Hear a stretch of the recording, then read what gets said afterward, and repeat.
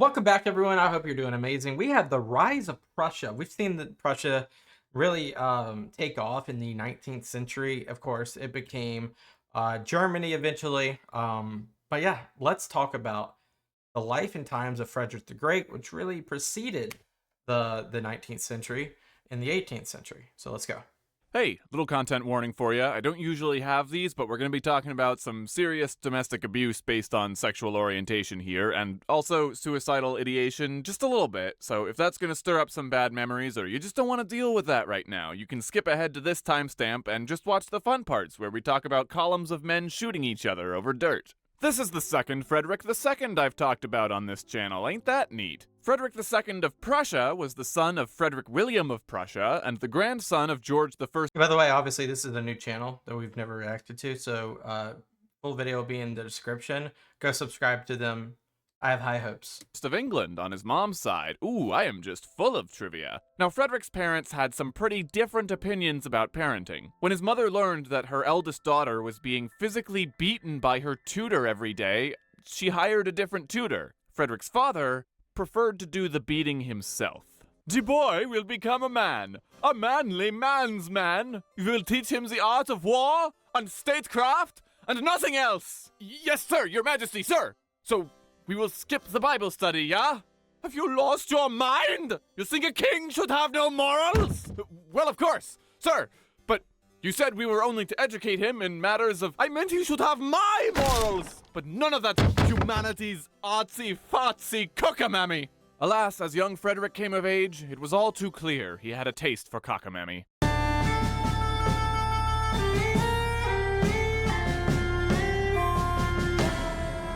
The life and times of Frederick II.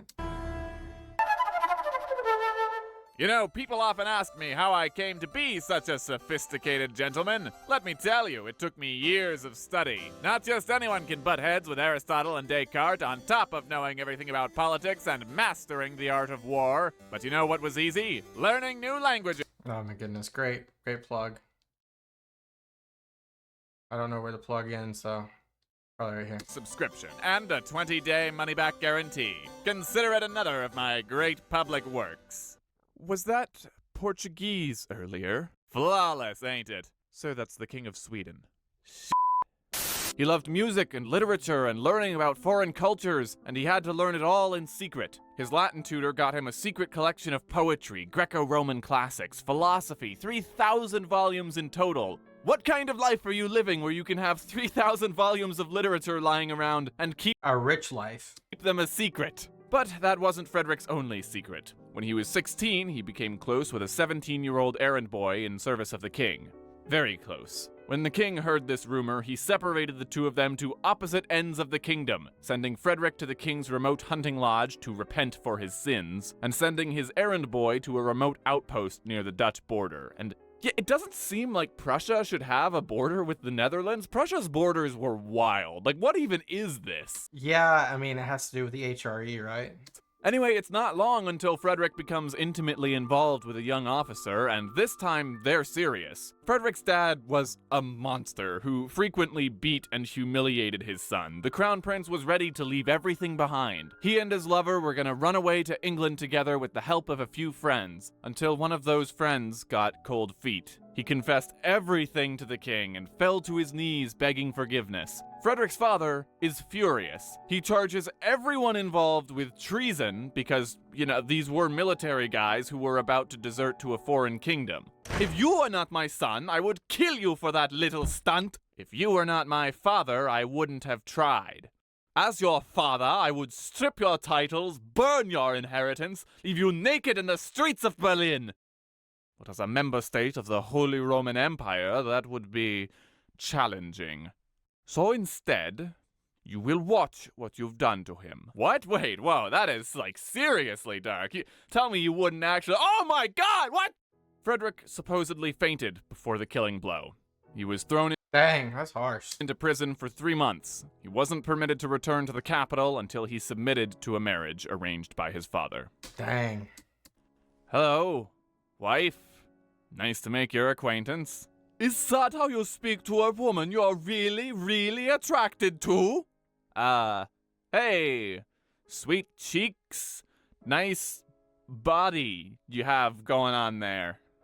Frederick told his sister he wanted to kill himself. I suspect there were two people keeping him alive. One was his sister, Wilhelmina. She suffered the same sort of abuse growing up, so she became Frederick's oldest ally, and they were each other's best friends for the rest of their lives. And secondly, father be damned, Frederick had met a guy, and they bonded while he was in exile. He was hired as Frederick's valet, and later rewarded with an entire private estate and an incredibly close relationship with the future king for 2 decades. They were totally doing it. Frederick's father finally bit the dust in 1740, and quite conveniently for us, Frederick laid out exactly what kind of ruler he aspired to be. He finished writing a book countering Machiavelli in 1739, Wow. and his friend Voltaire, yes, the incredibly famous and quippy French philosopher Voltaire, published it anonymously in 1740. Basically, the argument boiled down to, hey, sometimes being an asshole backfires on you, and it wouldn't kill the king to stop being an asshole for 5 seconds. Frederick lived by the creed that the king's authority was absolute, but instead of, the state is It's a Sun King. me, and I am the state, he believed the king was the kingdom's first servant. Very similar to, later English monarchies where they are the first sovereign. And right? so he brought in a bunch of new reforms. High tariffs, because mercantilism was all the rage, a pinch of religious tolerance, a sprinkle of human rights. The ultimate irony was that despite his progressive domestic policies and his love of literature and music and poetry and men, he actually was really talented in the military, just like his father had hoped. Obviously, yeah, the Art of War. If you look at like a complete work of Art of War, since Cyrus through Napoleon, you got to include Frederick. And wouldn't you know it, that's a really useful thing for a Prussian king, because what's that old quote from Voltaire? While many states have an army, the Prussian royal army had a state. So much as an army with a state. Famously been described as being an army with a state. large Some army states have with an a army, small the state Prussian army attached. has a state. He quickly puts it to good use, because Frederick was not the only young monarch to come to power in 1740. He wrote to the newly crowned Maria Theresa of Austria, "Hey, doll, I got a deal for you." What are you doing? A lot of people are looking at a woman taking control of Austria and thinking you're easy pickings, but you know what I see? A tall, attractive glass of water. We are not going to be friends. Who needs my protection? So hand over Silesia and I'll keep you Silesia, the ultimate continuous goal for either country. safe from all the kings out there who want to steal your land. Frederick invades Austria to take their land, and after a resounding victory in 1741, the floodgates were opened. France wants land, Bavaria wants to be the new Holy Roman Emperor. Frederick agreed to a ceasefire, and then he invades again, so Maria Theresa can't beat the others and then take Silesia back. It was a mess for the Austrians, but for Frederick, this war was all it took for him to become known as Frederick the Great. Wow. Which would have been super awkward if he ruled for another 30 years as a total loser, but he filled those shoes perfectly. First, though, he comes back home and is begrudgingly reunited with his wife. Not that he disrespected her, but this marriage was the epitome of a beard. You could probably count on one hand the number of times he saw his wife in a year. Birthdays and ceremonial occasions. That's it. He left her a palace and this probably happened so many times throughout history. It's unreal. It's unreal probably how many times this has happened. told her never to visit him in court. Frederick's relationships with guys like his valet was something of an open secret, but during his life and for years after his death, people would say things like, "No, he was a war hero. Of course he had no appetite for men. He had a wife, I heard from his doctor he was simply impotent. Scarred down there from a procedure gone wrong, Hi, I'm the doctor who did that procedure. No, he was perfectly healthy.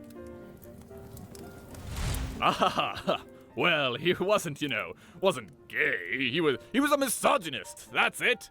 He never had children because he just really hated women. Even Voltaire knew what was going on. He actually moved in with Frederick in 1750, but it turns out best friends don't always make the best roommates, even if you're living in a palace. Voltaire insulted some of Frederick's friends, so Frederick placed him under house arrest. After he's let out, Voltaire is like, "Dude, that's a little intense," and leaves. Then it turns out Voltaire stole a bunch of Frederick's poems that were actually these catty diss tracks on other European leaders That's funny. So this fight between roommates turns into an international incident when Frederick tracks down Voltaire and arrests him at the border, takes the poems back, then Voltaire writes these letters across the continent crying, "Help, help, I'm being oppressed, I'm going to die in this prison." Then when he gets back to France, he publishes a memoir with whole chapters dedicated to how much Frederick likes dudes, and Oh my goodness. Frederick is all, "Absolutely ridiculous. I love my wife Eleanor very much."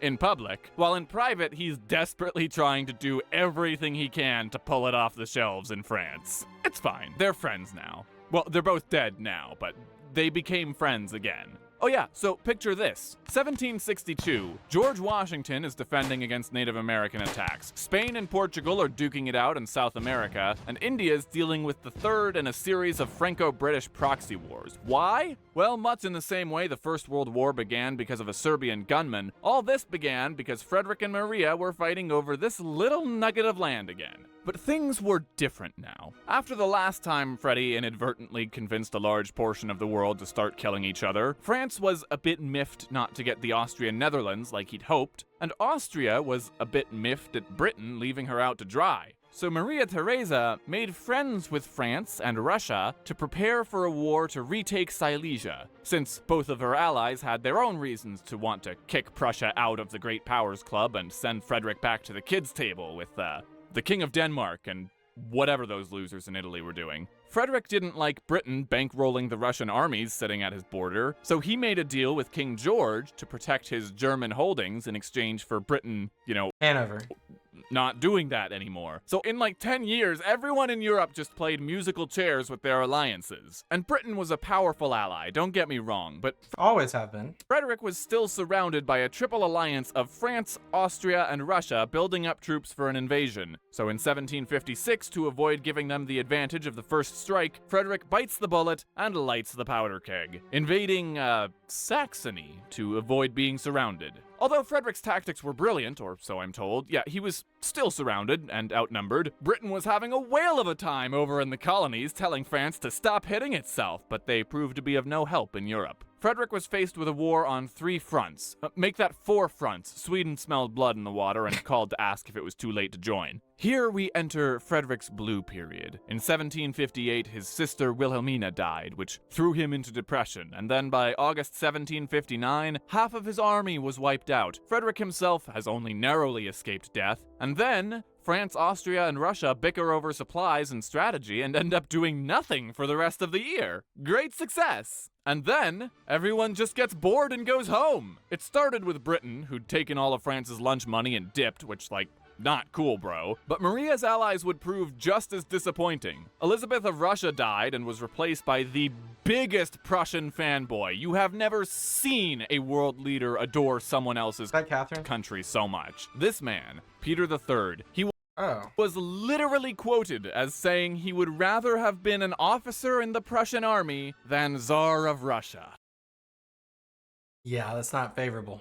He signs a peace deal with Frederick, giving up all of Russia's gains and handing over a small army, and I bet you the only thing going through his head was, "Oh my god, I got his autograph!" Poor boy was dead in 6 months. Sweden just got bored, France was in the corner crying, and Spain was playing Charlie Brown football with Portugal. That left Jeez. Prussia and Austria to settle things mano a mano, and one mano's army was a lot tougher than the others. And Austria's just been the butt of jokes for so many years in Europe. result for Prussia? Status quo antebellum. Their economy was crippled, but hey, so was everyone else's. Whoopee! But you know whose economy really suffered from Britain. the 7 Years' War? Well, yes, France was the biggest loser by far, but Poland, of all places, got Poland? hurt pretty bad, and they weren't even in the war. Were they looted? When Frederick invaded Saxony, he discovered they had somehow gotten their hands on some old Polish coin stamps, which Frederick then took for himself to start a counterfeit ring. He Did he inflate their currency? made his own copies of Polish coins using cheaper metals and secretly traded them in Poland for legitimate currency. Over the course of the war, this little operation made over 2 times Prussia's annual revenue, and Poland was left with a ton of coins that were worth 75% less than what they were supposed to be. The Polish-Lithuanian Commonwealth, as it's more properly known, was viewed by the rest of Europe at this point as less of a country and more of a resource. That's why when Austria and Russia were about to go to war over the shifting balance of power, Frederick reached out to say, "Hey, if it isn't my two favorite dames, you two mare muffins look like you're in a pickle. You know, I think I see a way we can all be winners here. Let's not fuss over the Balkans, that house of horrors just ain't worth it. How else do you expect us to balance this out? Just take Poland. You, my little mutton chop, That's always been the answer. can take this land, and you, kitty 3 cat, centuries take straight. 3 centuries straight. this land over here, and for being so helpful, I'll just take this little commission over here." No, Friedrich, you can't just take Poland. What about you, honey bunches of oats? Naturally, I wanted this to be a three-way operation, but we could do it together. On second thought, maybe a little Poland wouldn't hurt. That's the spirit, hotcakes! It was the beginning of the end for Poland, and the middle of the beginning for Prussia? Or the end of the beginning, depending on how you look at it. This would make a lot more sense if it were like the second video in a trilogy about Prussia. I don't know, maybe I'll do Bismarck next. No promises. Frederick went to war with Maria Theresa for a third and final time before she died. He honored her throne and her womanhood, giving her his greatest respect, and recalling that despite constantly being at odds, he never considered her his enemy. Everyone in the crowd must have thought it took a lot of guts for him to say that, given how much he hates women. Maria's ghost probably flipped him the bird. His remaining friends began to pass away, and despite being in his 70s, Frederick would still get up before dawn and fuel himself with 8 cups of coffee a day, 8? laced with mustard and peppercorns to take charge of his kingdom. But in those few moments of respite, he spent his time in the quiet company of his greyhounds. It was hardly the life he'd imagined sitting in a prison cell 50 years earlier. All he wanted now was to be buried in the vineyard of his home, next to his dogs. And then, one morning, he died sitting in his armchair. And the bastards put him in the dirt next to his father until 1991! That's so crazy. I'm just, like, I don't have a lot to say just because this is just so new to me. I don't really know much about Prussia or Frederick the Great, but I know a lot more now. Of course, a lot of this is coinciding with other periods of time, whether it be the 7 Years' War, Silesia, and the continuation of 18th century Europe. Prussia is an interesting, just like, where did it come from? I need to do like a history of Prussia video, because obviously Prussia evolves into Germany, and obviously Prussia comes from the Germanic kingdoms of the HRE. But I'm not sure like all the other information in the beginning and middle and end. Leave me some video suggestions down below, especially around Prussia. I need to learn more about that. Frederick the Great is such an interesting character because he is like, he's a footnote usually with when it comes to like the art of war. But it feels like he's overrated a little bit. I don't know. Thank you guys so much for watching. I'll catch you guys next time. Peace out and bye-bye.